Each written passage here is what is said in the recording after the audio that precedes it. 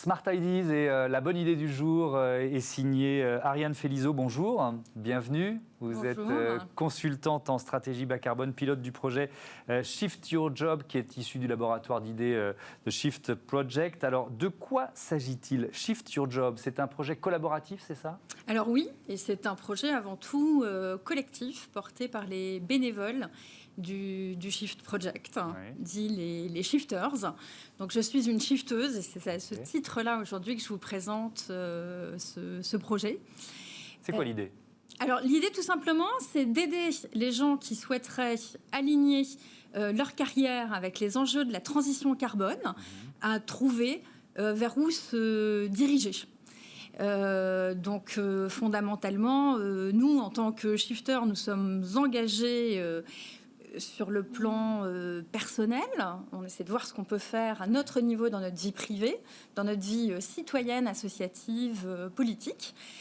Mais on est beaucoup également à se poser la question de savoir où travailler pour contribuer à la transition carbone. Comment vous avez fait? Vous avez établi, réalisé une sorte de cartographie des entreprises, c'est ça? Alors tout à fait. Notre ambition, c'était effectivement d'identifier les secteurs d'activité qui contribuent à la transition carbone, donner des clés de lecture sur ces secteurs d'activité, expliquer en quoi ils contribuent à la transition, dans quel contexte, quels sont les enjeux, les leviers d'impact, et enfin identifier des organisations donc, qui peuvent être aussi bien des entreprises que des associations, que des organisations issues du secteur public qui contribuent à la transition. Aujourd'hui, c'est une base de données de plus de 1250 organisations. Oui, donc ça commence à peser. Vous avez évalué ces entreprises selon 6 leviers d'impact: sobriété, efficacité énergétique, décarbonation de l'énergie, stockage CO2,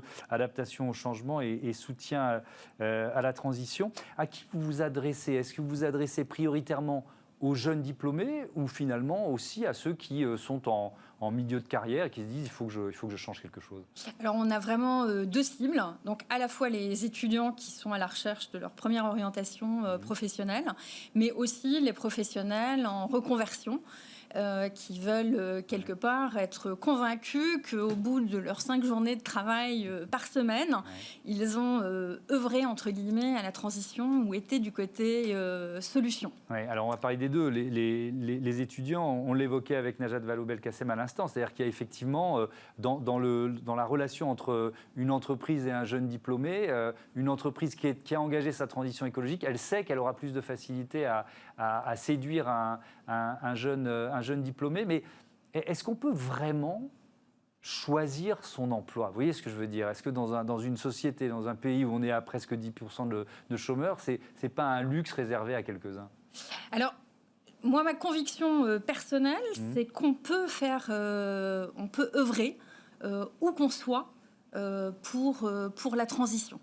Mais après, effectivement, pour ceux quelque part qui en ont la possibilité, c'est pas forcément toujours facile en fait de savoir quelles sont les organisations qui contribuent à la transition. Et donc nous on donne des clés de lecture là-dessus. Mais c'est-à-dire que ça peut aider quelqu'un à se lancer, quoi, à oser. Tout à fait, ou ça peut l'inspirer, l'orienter. De là à dire qu'aujourd'hui, tout le monde peut rejoindre ces 1200 organisations, certainement pas. C'est un démarrage. Nous, on a regardé véritablement le cœur d'activité des entreprises qu'on a référencé pour s'assurer qu'elles, quelque part, mettaient en œuvre un des leviers d'impact que vous avez listé. Au-delà de ça, il y a plein d'entreprises qui sont elles-mêmes en transition, qui aujourd'hui ne sont pas référencées dans notre référentiel, mais par ailleurs où il y a également de belles choses à faire en la matière. Oui, c'est-à-dire que vous ne bannissez pas forcément les entreprises qui sont au début du chemin. Elles ne sont pas encore dans la carte, mais elles pourraient y rentrer. Complètement, et c'est souvent des entreprises qui ont des effets de levier qui sont majeurs, qui ont des moyens et qui peuvent être également des gros employeurs. Donc non, aujourd'hui, on ne les intègre pas, entre guillemets, si leur activité dans leur globalité ne contribue pas selon nos critères, mais ça ne veut pas dire qu'il faut les exclure et ne pas travailler pour elles sous aucun prétexte. Ce n'est pas du tout notre propos. Si on parle de ceux qui sont plutôt en milieu ou en cours de carrière, c'est quoi la motivation? Est-ce qu'il y a une part de, je ne sais pas comment dire ça, mais de culpabilité à rattraper? Vous voyez ce que je veux dire? Alors ça peut. Ouais. Ça peut. Moi, je suis assez convaincue qu'on est quand même à la recherche de sens. Bien sûr. Et qu'il faut quelque part réduire cette dissonance cognitive qui anime beaucoup de gens aujourd'hui et qui n'ont pas l'impression d'être alignés ou de contribuer dans leur vie professionnelle à un monde durable. Donc on essaye de répondre à cette épineuse question et donner des clés de lecture et de réponse. Merci beaucoup, merci Ariane Félizeau. Bon vent à votre projet, bon vent à Shift Your Job. Voilà, c'est la fin. .org. .org, bah oui, c'est pas du .fr, c'est du .org. Voilà, on a l'adresse. Voilà, c'est la fin de cette émission. Je vous donne rendez-vous demain, 9h, midi, 20h30 sur Bismart. Salut.